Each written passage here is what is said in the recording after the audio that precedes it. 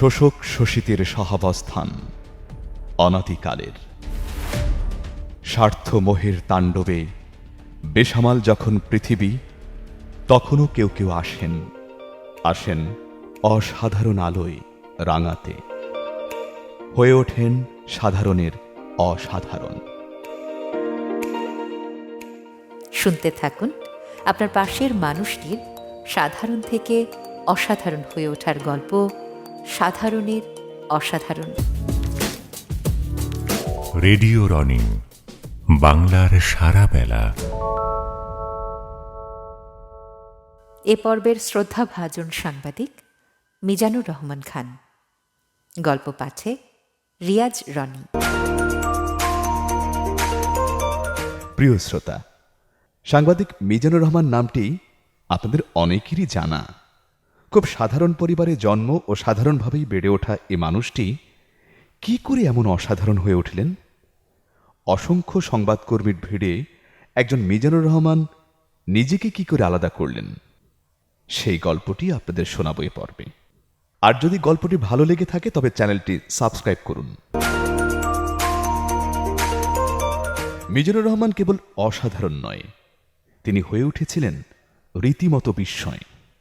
ঝালকাঠির প্রত্যন্ত একটি গ্রামে জন্ম নেয়া মিজানুর রহমান বরিশালের ব্রজমোহন কলেজ থেকে হিসাব বিজ্ঞান বিষয়ে অনার্স সহ এমএ পাশ করেন।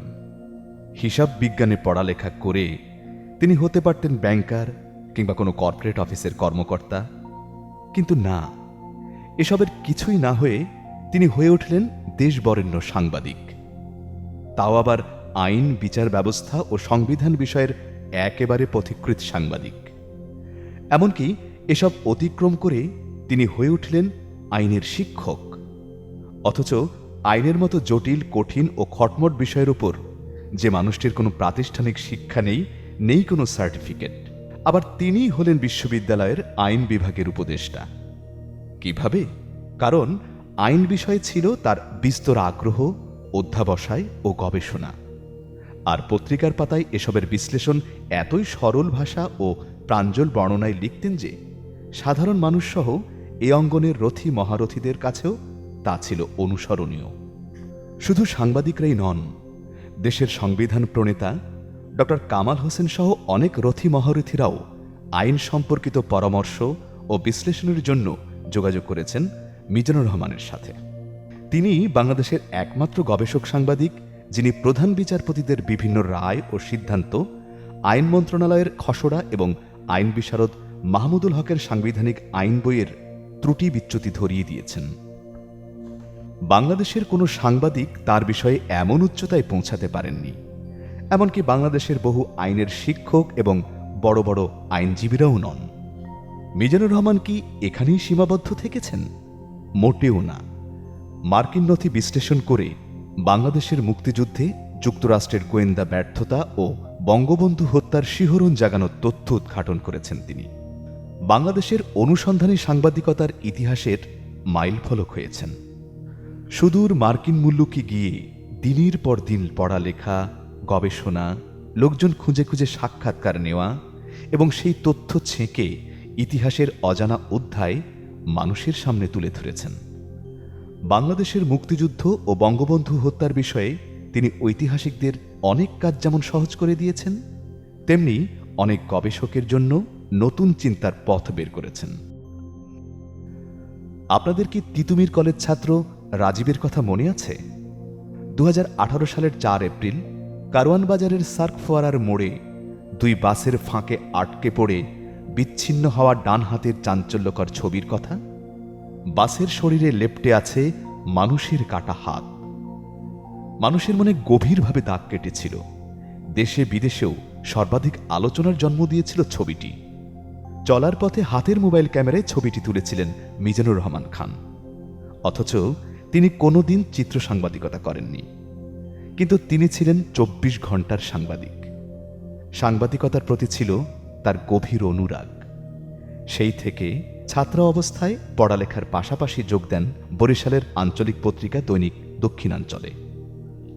সেই শুরু। কঠিন অধ্যাবসায়, পরিশ্রম আর জানার প্রবল আগ্রহ তাকে অন্যান্য সংবাদকর্মী থেকে আলাদা করেছে। 3 দশকের সাংবাদিকতা পেশায় থেকে কাজ করেছেন দৈনিক খবর, বাংলা বাজার, নিউ নেশন, মানবজমিন ও মুক্তকণ্ঠে। 1999 থেকে 2004 সাল পর্যন্ত যুগান্তরের বিশেষ সংবাদদাতা ও সহকারী সম্পাদক ছিলেন। এরপর সমকালে যোগ দেন উপসম্পাদক হিসেবে।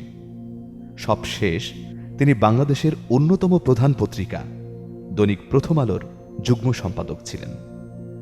মিজানুর রহমানকে প্রথম আলো পত্রিকা কিভাবে পেল সে বিষয়ে বর্ণনা করেছেন পত্রিকাটির সহযোগী সম্পাদক আব্দুল কাইয়ুম। তিনি বলেছেন, মিজানের বহুমুখী প্রতিভার খবর যখন অনেকের কাছেই পরিষ্কার ছিল না, তখন আমাদের সম্পাদক মতিউর রহমান একটু আঁচ করতে পারেন। একদিন তিনি আমাকে বলেন, মিজানুর রহমানের লেখাগুলো তো বেশ ভালো, প্রাসঙ্গিক ঘটনাগুলো তীক্ষ্ণভাবে লেখে, আমাদের পত্রিকায় তাকে দরকার। আমি তখন সম্পাদকীয় বিভাগের দায়িত্বে। মিজানের সঙ্গে আমার সরাসরি পরিচয় ছিল না, তিনি তখন অন্য একটি পত্রিকায় কাজ করতেন, কিন্তু তার লেখাগুলো আমাকে টানত।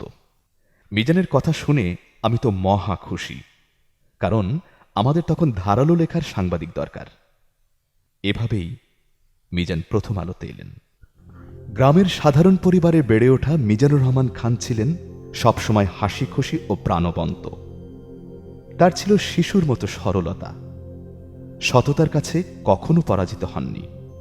ছিল বিরল অনুসন্ধানী এক মন, ছিল যে কোনো বিষয়ে গভীরে যাওয়ার এবং কঠিন পরিশ্রম করার মানসিকতা ও ক্ষমতা। মিজানুর রহমানের সাংবাদিকতার ধরন ছিল সবার চেয়ে আলাদা। তিনি তথ্য দেওয়ার পাশাপাশি মানুষকে শিক্ষিত করার কাজটিও করতেন। মানুষকে শিক্ষিত করতে হলে যে মাপের শিক্ষিত হতে হয়, যে পরিমাণ গবেষণা করতে হয়, তথ্য ও জ্ঞান অন্বেষণে যে পরিমাণ ধৈর্য ও কঠোর অধ্যাবসায়ের প্রয়োজন হয়, মিজানুর রহমান খানের মধ্যে এর সবই ছিল। ছিল প্রচণ্ড রকমের দেশপ্রেম। বাংলাদেশের ওপর 7.5 লাখ রোহিঙ্গা শরণার্থীর বোঝা চাপলে তিনি দেশি বিদেশি বিশেষজ্ঞের সঙ্গে নিয়মিত যোগাযোগ করে সমস্যাটি পাঠকের কাছে তুলে ধরেছেন। ছুটে গিয়েছেন মালয়েশিয়ায় অনুষ্ঠিত আন্তর্জাতিক সেমিনারে। 2021 সালের 11 জানুয়ারি কোভিড-19 আক্রান্ত হয়ে মারা যান এই অসাধারণ সাংবাদিক মিজানুর রহমান খান। তার মৃত্যুতে দেশের আইনঙ্গনে নেমে আসে গভীর শোকের ছায়া। অনেকের ভ্রু কুঞ্চিত হয়েছে একজন উঁচু মাপের আইনজ্ঞের শূন্যতায়। এই বিভক্ত রাষ্ট্র ও সমাজ ব্যবস্থায় সব মহলের হৃদয় নিংড়ানো ভালোবাসা সবাই অর্জন করতে পারে না, কিন্তু তিনি পেরেছিলেন। সর্বস্তরের মানুষের শ্রদ্ধায় তিনি সমাহিত হয়েছিলেন। ঢাকা বিশ্ববিদ্যালয়ের আইন বিভাগের শিক্ষক, দেশের প্রভাবশালী আইনজ্ঞ আসিফ নজরুল মিজানুর রহমান খান সম্পর্কে বলেছেন এভাবে, মানুষের ভালোবাসা পাওয়ার জন্য কোনো কৌশল, কোনো চালাকি, কোনো চেষ্টা করেনি সে। কঠিন কঠিন বিষয়ে কঠিনভাবে লিখে গেছে সারা জীবন। আড্ডা, গল্পগুজব, দলবাজি থেকে দূরে থেকেছে। মতিউর রহমানের ভাষায় আউলা ঝাউলা, আনিসুল হকের ভাষায় অ্যাবসেন্ট মাইন্ডেড প্রফেসরের জীবন ছিল তার। তার চলে যাওয়ার সংবাদে আহাজারি করতে দেখেছি কুড়িগ্রামের এক বিচারক থেকে শুরু করে কক্সবাজারে থাকা আমার এক ছাত্রকে। তার বেদনায় আওয়ামী লীগ মুহ্যমান হয়েছে, বিএনপি বিদীর্ণ হয়েছে, বাম ডান সবাই শোকাহত হয়েছে। ফেসবুক বিলীন হয়েছে তার ছবিতে, তার গল্পে। করোনাকালে কত মানুষকে হারিয়েছি, কারো মৃত্যুতে এমন শোকের ঐক্যতান দেখিনি আমি কোনোদিন। প্রথম আলোর সম্পাদক মতিউর রহমান মিজানুর রহমান সম্পর্কে বলেছেন, বিগত 15 বছরে প্রথম আলোতে অতি গুরুত্বপূর্ণ সাংবাদিক হয়ে উঠেছিল মিজান। সে এতটাই অপরিহার্য হয়ে উঠেছিল যে তাকে ছাড়া আমাদের অনেক কিছুই হতো না, হতে পারত না। আমি বলতে পারি যে ভবিষ্যতেও তার অনুপস্থিতিতে অনেক কিছুই হবে না প্রথম আলোতে, অনেক কিছুই করতে পারব না আমরা। সাংবাদিক মিজানুর রহমানের প্রতি বিনম্র শ্রদ্ধায়। রেডিও রনিং, বাংলার সারা বেলা।